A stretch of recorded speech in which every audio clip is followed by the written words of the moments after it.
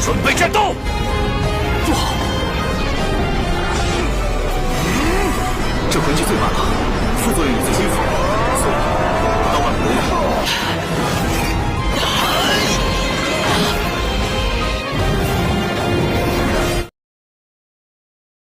Assalamualaikum semua para pecinta film animasi, dan bertemu kembali dengan saya di channel One Mas Movie. Jadi sekarang admin akan melanjutkan soalan untuk part ke-10. Di part ini menceritakan usaha Tangshan dalam mencari cincin jiwa ketiganya. Dan tanpa berlama-lama, jadi langsung aja kita masuk ke dalam isi ceritanya guys. Tapi sebelum itu, jika kalian suka video seperti ini, admin sarankan untuk subscribe channel ini dan aktifkan notifikasinya supaya kalian tidak ketinggalan video terbaru dari One Mas Movie. Oke, di part sebelumnya memperlihatkan Oscar yang sedang menyerap cincin jiwa. Di sisi lain, Tangshan sedang melangsungkan pemulihan jiwa dirinya setelah dirinya hampir kehabisan energi akibat dari adu kekuatan jiwa melawan Yiran. Dan kembali lagi ke Oscar, setelah ia berhasil menyerap cincin jiwa dari ular ponik, dirinya dipaksa sama temannya untuk memperlihatkan teknik baru cincin jiwa yang telah ia peroleh. Ia pun menunjukkan teknik roh baru, berupa teknik membuat sosis terbang. Contoh saja hal itu membuat semua teman menertawakannya.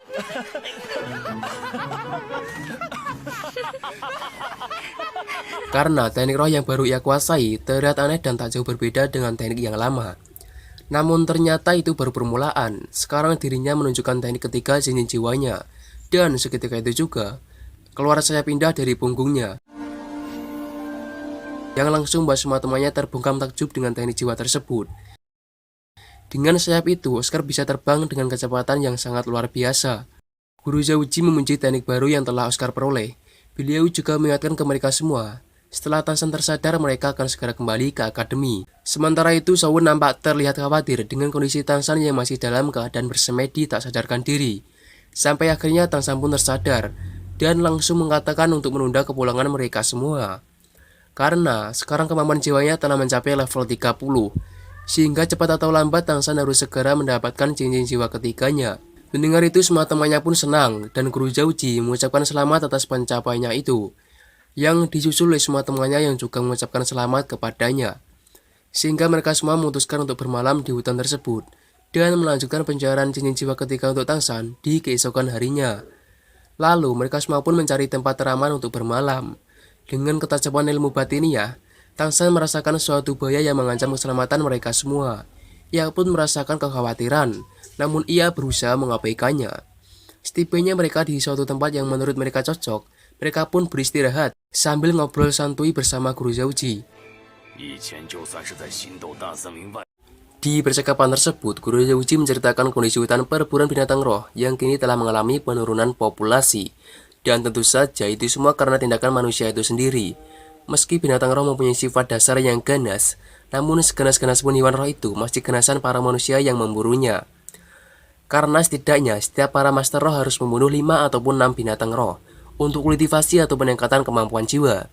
Namun apalah daya, mereka semua tak dapat menghentikannya. Yang dapat mereka lakukan hanyalah tidak asal bunuh binatang roh di hutan itu.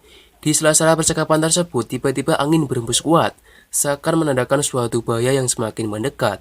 Dengan insting melindungi, Guru Zhouji secara sigap mengeluarkan Mortal Soul-nya dan melindungi para murid yang menjadi tanggung jawabnya.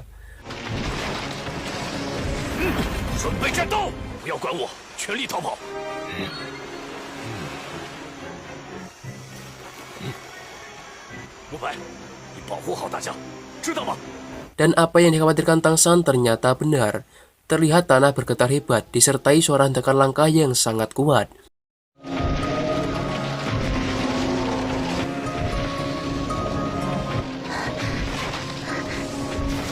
Dan tiba-tiba muncul makhluk mengerikan segede gaban yang menghadang mereka semua. Makhluk itu seakan melampiaskan kemarahannya dengan melempar semua pepohonan yang ada di depan mereka semua.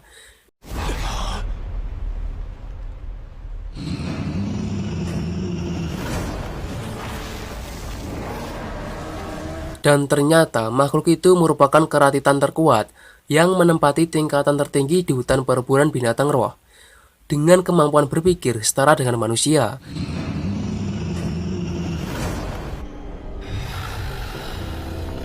Meskipun keratitan tersebut baru berumur ratusan tahun, tapi dia mempunyai kecepatan dan kekuatan, sekaligus penyerangan dan pertahanan yang hampir tak terkalahkan. Jika 10 manusia bertitel dahulu berkumpul untuk menyerang kera tersebut, itu hanya menjadi kemungkinan kecil untuk dapat melumpuhkannya.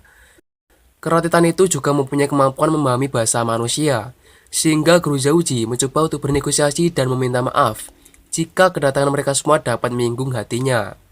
Namun kera Titan itu tak meresponnya dengan baik, sehingga membuat Guru Zhouji mengeluarkan keputusan yang sedikit gegabah dengan mencoba mengeluarkan kekuatan gravitasi miliknya. Dan mereka semua sebisa mungkin mengarahkan seluruh kemampuannya untuk membantu Guru Zhouji.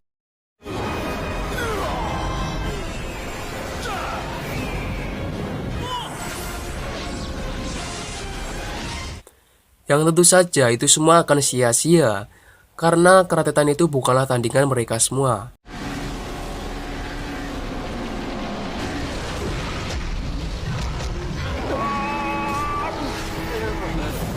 Dan di saat-saat inilah Shou berhasil tertangkap kera tersebut, sehingga dengan terpaksa Guru Zhouji menghadang kera itu dengan mengeluarkan seluruh kekuatannya sampai mencapai teknik cincin roh ketujuh. Dan itu berarti beliau menggunakan kekuatan sampai titik batas kemampuannya.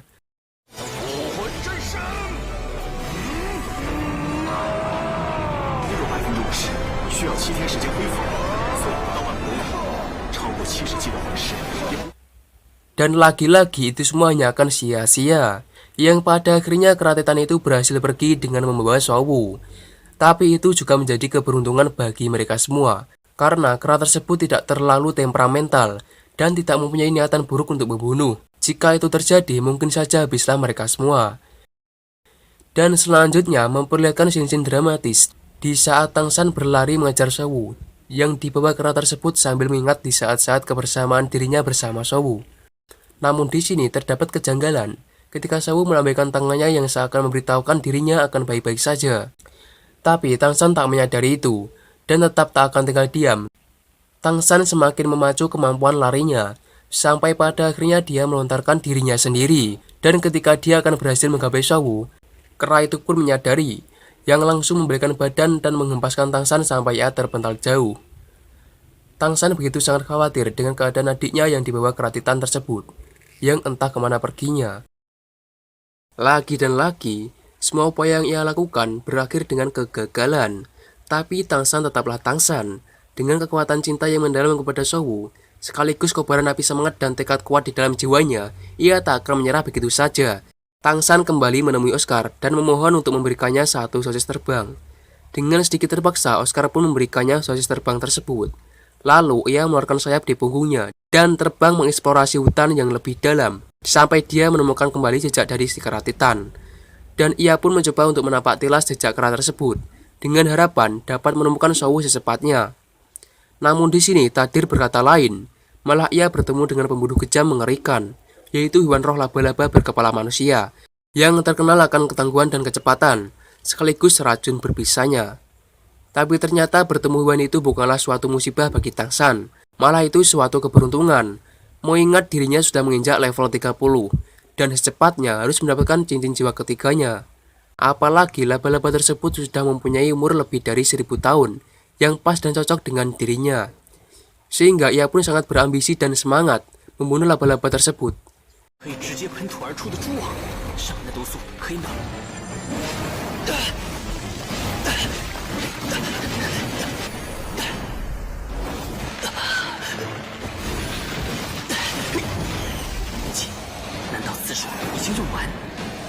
Terlihat Tang San sedikit kesulitan melumpuhkan hewan roh itu, karena kondisi tubuhnya yang saat itu belum prima.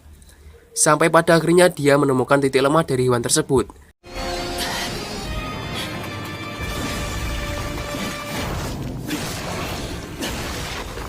Namun naas, saat ia melemparkan senjata, secara tiba-tiba laba-laba itu melakukan serangan balik, yang membuat Tang San lengah dan terkena racun berbisanya. Saat itu juga tiba-tiba dirinya sudah kembali dan berada di dunia yang berbeda. Di dunia saat sebelum dirinya hidup di dunia roh. Tang San sudah mendapati dirinya melakukan pemulihan jiwa dengan dibantu ketua sekte. Tapi di sini Tang San tidak mengingat sama sekali kejadian yang sebelumnya ia alami. Dan ketua sekte mengatakan kembali janjinya untuk menjadikan Tang San sebagai penerus posisinya sebagai ketua sekte Tamen. Selanjutnya, ketua sekte meminta Tang San untuk segera beristirahat dengan tenang, supaya dirinya dapat segera pulih kembali, dan beliau berpamitan akan pergi keluar, karena urusan sekte Tamen yang begitu banyak yang harus ia selesaikan. Setelah itu, memperlihatkan Tang San yang sedang berjalan di luar, dan bertemu dengan anggota sekte dalam, yang memanggilnya dengan imbuhan kata kakak, padahal itu terlalu berlebihan bagi Tang San, karena posisi dirinya yang lebih muda dibandingkan dengan orang tersebut. Dan ketika dia mengingat dirinya sering dipanggil dengan sebutan kakak San, ia pun mengingat semua orang yang dekat dengan dirinya, yang berada di dunia roh. Karena ternyata semua yang dialami Tang San saat itu merupakan halusinasi semata, yang sebenarnya dirinya masih dalam keadaan tak sadarkan diri, sehingga pada akhirnya dia pun menyadari apa yang dia alami. Dan dia pun memutuskan untuk pergi ke jurang kematian, sehingga kejadian kejar-kejaran antara dirinya dengan ketua sekte pun terulang kembali. Ketua sekte memohon Tang San untuk melupakan semua kesalahan yang pernah ia lakukan kepada sekte Tamen. Namun Tang San semakin yakin ini semua bukanlah sekte Tamen, melainkan hanya dunia halusinasinya saja. Karena semua hal yang berada di sekte Tamen telah terukir dalam pikirannya, sehingga semua halusinasi tersebut dapat terjadi.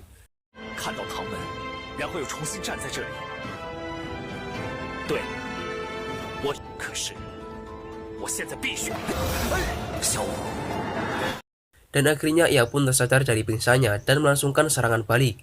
Menyadari serangan laba-laba yang semakin lama semakin brutal, buat Tang San terpaksa harus mengeluarkan senjata pamukasnya yang berupa metal palu, dan langsung memukulkannya ke tubuh laba-laba tersebut.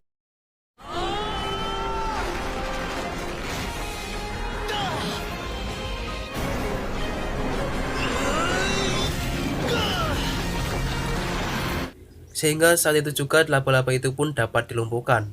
Selanjutnya ia pun bersemedi untuk memulihkan kekuatan jiwanya. Di tempat lain, memperlihatkan Shou yang berada di pundak si Keratitan. Nampak tidak ada luka sedikit pun pada dirinya, yang ternyata Keratitan itu menangkap Shou bukan bermaksud untuk menyakitinya, melainkan keduanya merupakan sahabat yang telah lama tak bertemu. Dan sekarang mereka berdua pun dapat kembali bertemu untuk saling melepaskan rindu. Kera tersebut mempunyai nama Armin. Dia rupanya juga mempunyai saudara kembar yang persis sepertinya, yang bernama Darmin. Dan kembali lagi ke Tang San, yang secara tiba-tiba didatangi nenek Chow bersama Yiran, yang ditambah lagi dengan keberadaan kakek Mengsu. Ketika melihat laba-laba itu tergeletak tak berdaya, Yiran langsung marah, karena sebenarnya laba-laba tersebut merupakan hewan roh yang mereka incar sebelumnya. Sehingga kali dua ini, mereka dan Tang San saling bertemu, mempermasalahkan suatu hal yang sama. Yiran mencoba untuk memprovokasi kakeknya supaya Tang San menyerahkan laba-laba tersebut. Kakek Mengsu terlihat sangat marah karena dua kali ini Tang San telah menggagalkan Yiran untuk mendapatkan cincin jiwa ketiganya. Tapi Tang San tak semudah itu untuk menyerahkan laba-laba tersebut kepada Yiran, karena dirinya pun juga membutuhkan laba-laba itu. Terlebih lagi, dirinya harus kesulitan dan berusaha payah sebelum dapat melumpuhkannya. Tang San yang kekeh kepada keputusannya memicu kakek Mengsu untuk mengeluarkan kemarahannya. Akibatnya, kakek Mengsu memaksa Tang San dengan kekuatannya untuk segera menyerahkan laba-laba tersebut. Dan seketika itu juga datang Guru Zhouji bersama semua muridnya dan langsung menghentikan niat buruk kakek Mengsu untuk melukai Tang San. Dan terlihat Guru Zhouji memberitahukan dan menjelaskan sesuatu kepada kakek Mengsu.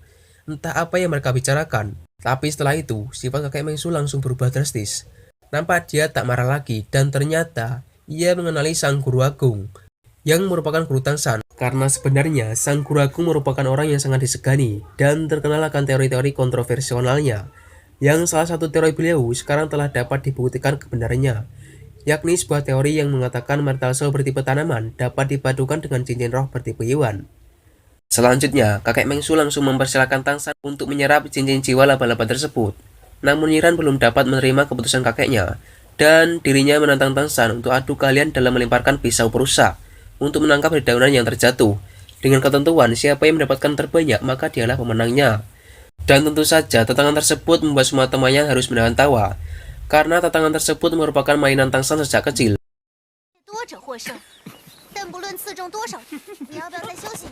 Bahkan dirinya hampir menghabiskan waktu 9 tahun untuk melatih kemampuannya itu.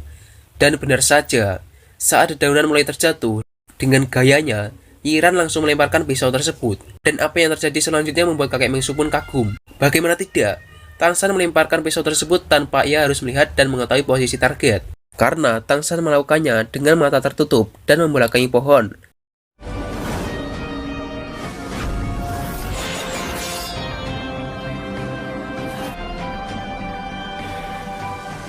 Dan itu sangat membuat Yiran menanggung malu atas kekalahannya.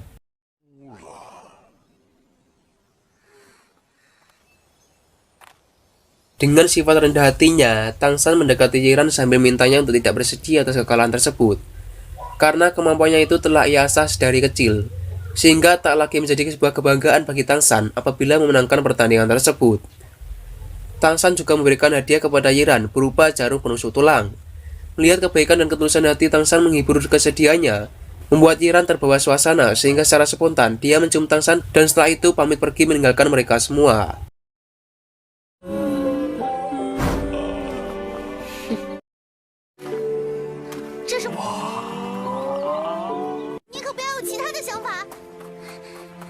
Dan akhirnya Tang San pun dapat menyerap cincin jiwa tersebut.